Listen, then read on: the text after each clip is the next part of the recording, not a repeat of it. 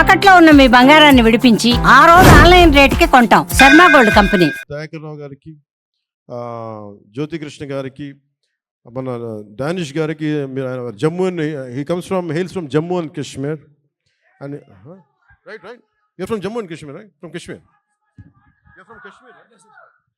ఆయన అంటే భారతదేశం అంటే నేను చెప్పాను అంటే ఎంత ఇంట్రెస్టింగ్ ఉంటుందంటే film making. Nidhi Agarwal is from northern part of the India, he is from Kashmir. మేమేమో ఇక్కడి నుంచి వస్తాం. అలా ఒక్కొక్క యాక్టర్ని తీసుకుని కొంతమంది విదేశాల నుంచి వచ్చారు. అంటే ఫిల్మ్ మేకింగ్, సినిమా అనేది దీనికి కులం లేదు, మతం ఉండదు, race, religion, region, linguistic barriers ఏముండవు.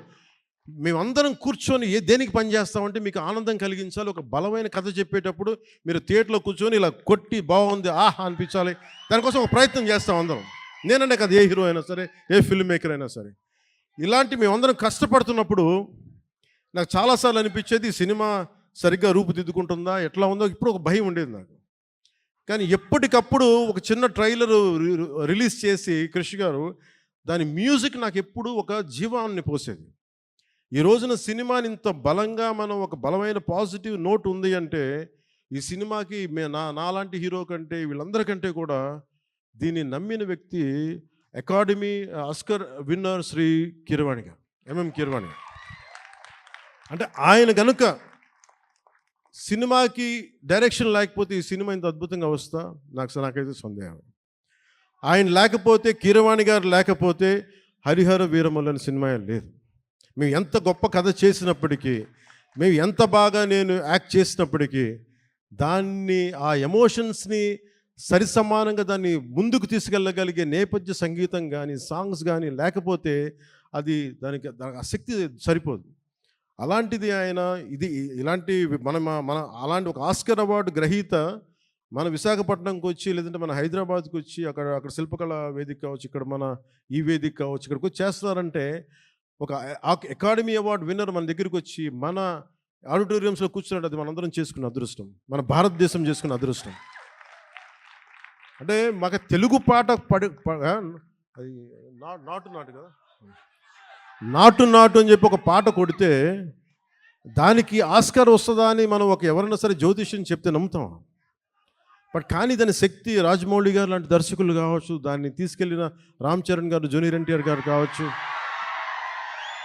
అంటే ఇంతమంది కలయికతోటి వాళ్ళందరూ బలంగా వేయగలిగారంటే మనం సంగీత దర్శకుడు అనేవాడు బలమైన అసలు రక్తి కట్టించగలిగే సంగీతాన్ని ఇవ్వలేకపోతే దానికి చంద్రబోస్ గారు లాంటి ఒక లిరికల్ రైటర్ దానికి సరైన లిరిక్స్ అందించకపోతే అది ముందుకెళ్ళదు. అలాంటిది మనకి ఇద్దరు ఆస్కర్ విన్నర్స్ ఉన్నారు. వాళ్ళని చంద్రబోస్, దదబని శ్రీ ఎంఎం కీరవాణి గారు. మనందరం కూడా చాలా చాలా ఒక తెలుగువాడిగా కాదు, ఒక భారతీయుడిగా మనందరం చాలా గర్వపడాల్సిన విషయం. సో అలాంటి దర్శకులు, సంగీత దర్శకులు మన హరిహర వీరమల్లుకి నిన్న రాత్రి చూశాను మొత్తం. కొంచెం అన్ని నేను రీల్స్ టెస్ట్ చేస్తాను ఫస్ట్ టైం చాలా సంవత్సరాల తర్వాత. ఖుషి తర్వాత మళ్ళీ నేను ప్రతి రీల్ చూడడం, ఎందుకంటే నేను సడన్గా డబ్బింగ్ తర్వాత సినిమాలు చూడండి, నాకు భయం సినిమాలు చూడాలంటే. ఇందులో డైలాగులు ఉండవు, యాక్షనే ఉంటుంది. ధర్మం జోలికి వస్తే తాట తీసేస్తామనే ఉంటుంది తప్ప. ఏం తల్లి బాగున్నావా? గుర్తుంది, మన ఆఫీస్లో కలిసాము. అవును గుర్తుంది.